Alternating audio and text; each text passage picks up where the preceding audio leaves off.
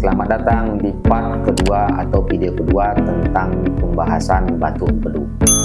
Sebelumnya sudah saya jelaskan penyebab dan gejala. Sekarang saya jelaskan cara mendiagnosis atau diagnosa seseorang terkena penyakit batu empedu. Yang pertama, tes darah. Yang kedua, tes fungsi hati. Yang ketiga, melalui USG, CT scan atau MRI. Yang keempat, endoskopi dan lain-lain. Di sini dilakukan di rumah sakit. Tapi biasanya kalau dokter sudah mengetahui gejala-gejala yang seperti saya katakan sebelumnya, maka dokter langsung menganjurkan untuk USG. Nanti kalau di USG tahu kondisi batu empedu kita tersebut maupun besarnya batu empedu kita. Selanjutnya, cara pengobatan. Cara pengobatannya seperti video-video sebelumnya, saya jelaskan dua sistem pengobatan. Yang pertama melalui sistem medis atau dokter, yang kedua melalui obat-obat alami atau herbal yang ada di sekitaran kita. Yang pertama melalui medis atau dokter. Penanganan awal apabila dokter sudah mengetahui bahwa kita sudah terkena batu empedu melalui pemeriksaan yang saya katakan tadi, dokter tidak langsung memberikan tindakan yang lanjut, tetapi dokter memberikan tindakan melalui konsumsi obat-obatan. Apa obatnya? Biasanya dokter meresepkan. Yang pertama obatnya Atovar. Atovar ini kandungannya atovarstain. Obat ini bisa mengurangi kadar kolesterol jahat dan menaikkan kadar kolesterol baik di dalam tubuh kita. Yang kedua, ursodeoxycholic acid, tergolong obat generik atau obat biasa. Obat ini bisa digunakan untuk penghancur batu empedu yang muncul karena terlalu banyak kadar kolesterol di dalam kantung empedu kita. Yang ketiga, Urdahex, hampir sama seperti obat yang tadi. Obat batu empedu dapat mengobati kelainan hati dan empedu yang berhubungan dengan fibrosis kistik. Yang keempat, obatnya Estazor. Ini hampir sama dengan obat Urdahex tadi. Bedanya obat ini lebih keras dan penggunaannya lebih hati-hati karena bisa berdampak kepada penyakit yang lain. Jadi, intinya obat-obat yang saya sebutkan tadi harus melalui resep dokter. Dikarenakan obat-obat tadi termasuk obat keras dan lain-lain. Dan jika melalui konsumsi obat-obatan, gejala-gejala yang ditimbulkan tidak juga membaik atau bahkan semakin memburuk, maka dokter menyarankan prosedur operasi pengangkatan kantung empedu. Ini alternatif terakhir. Pada dasarnya Bapak Ibu, walaupun kantung empedu kita diangkat, tidak terlalu berdampak bagi tubuh kita. Makanya dokter menyarankan untuk mengangkat kantung empedu apabila sudah terlalu parah. Sistem operasi yang pertama melalui laparoskopi. Sistem ini pembedahan minim, seperti pembuatan sedikit lubang memasukkan alat seperti capit untuk mengambil kantung empedu kita tadi. Melalui sistem ini pemulihannya lebih singkat. Yang kedua, melalui operasi terbuka, sayatan lebih besar. Yang ketiga, prosedur ERCP.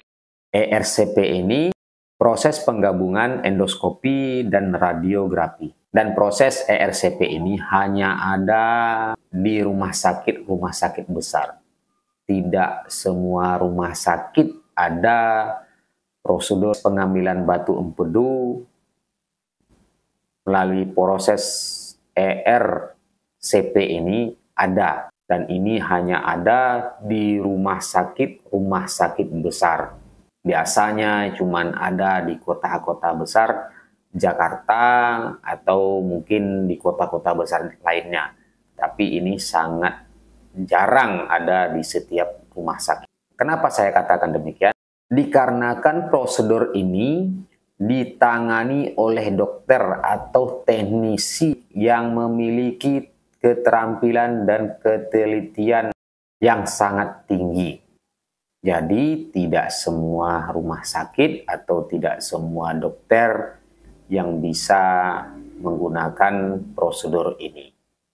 Adanya di rumah-rumah sakit besar, dan mungkin sistem ini biayanya sangat mahal.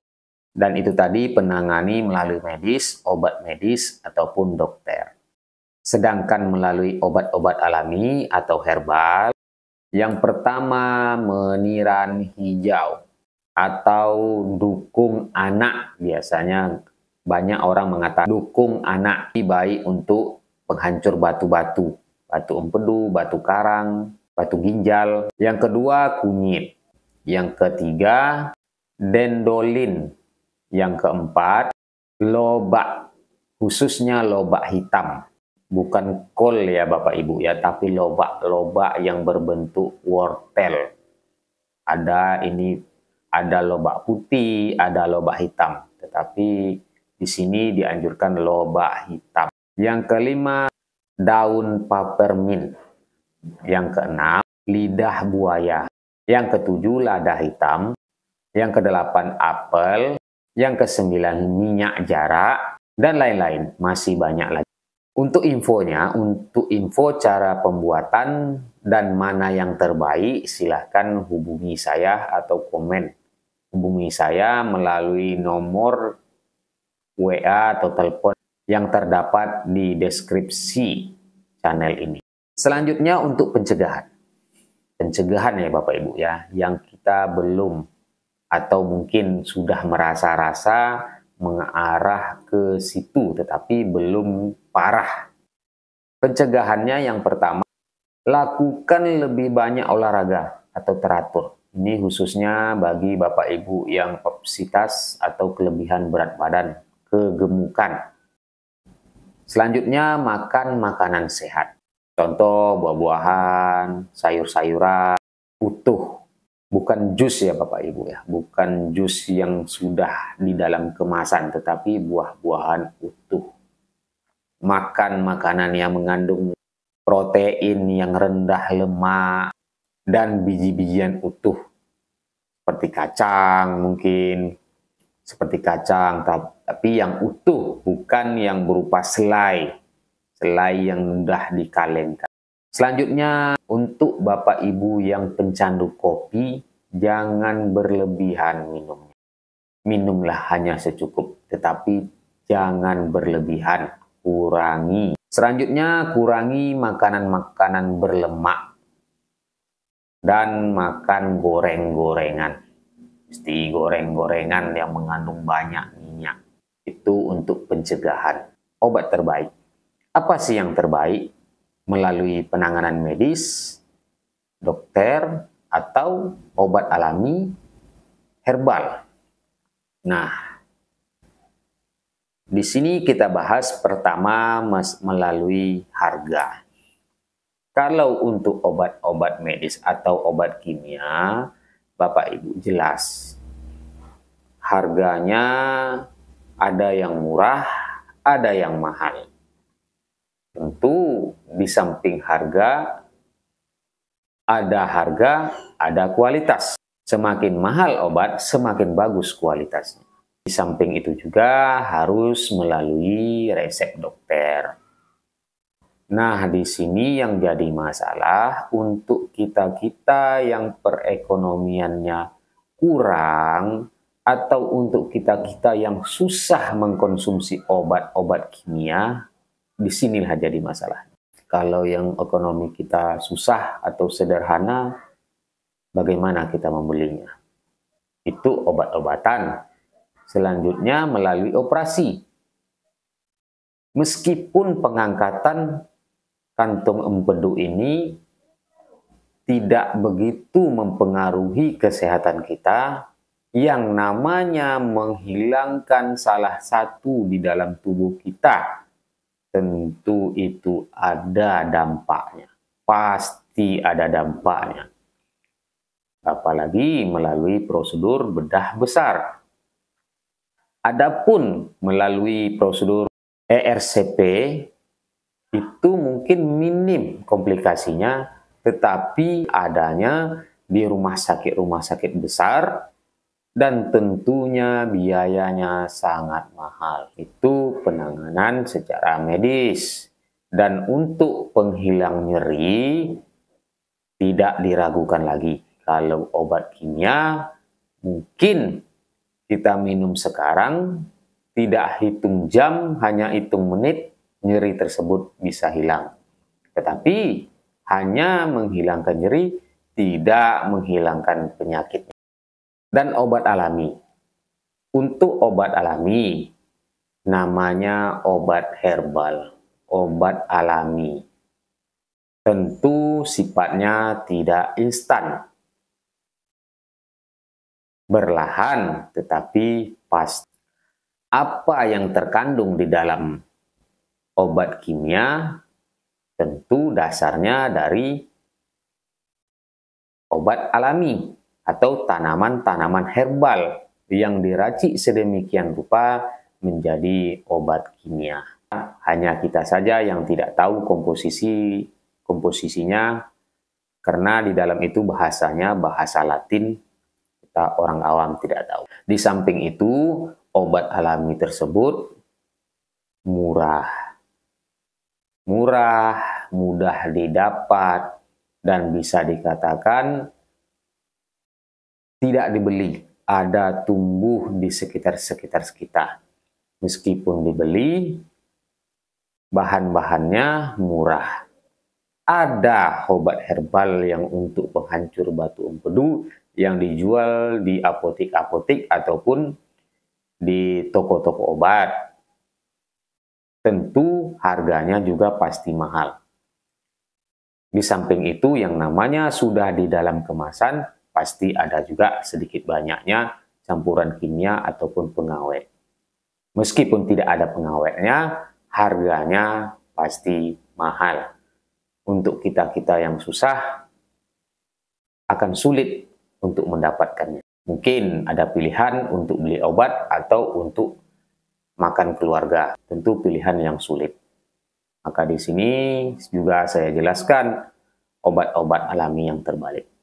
Silahkan untuk Bapak Ibu yang menginginkan resep atau bahan-bahan obat alami atau herbal yang ada di sekitaran kita, silahkan hubungi saya. Silahkan komen atau hubungi saya melalui nomor yang tertera di deskripsi.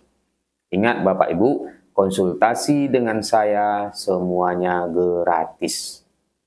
Saya tidak memungut biaya sepeser pun. Di sini saya membuat channel ini, membuat video ini hanya untuk membantu sesama.